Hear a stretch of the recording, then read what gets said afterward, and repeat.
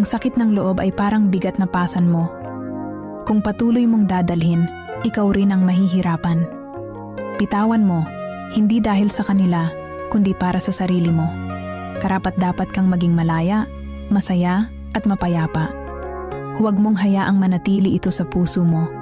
Palayain mo ang bigat. Ang buhay ay maikli para manatili sa pait.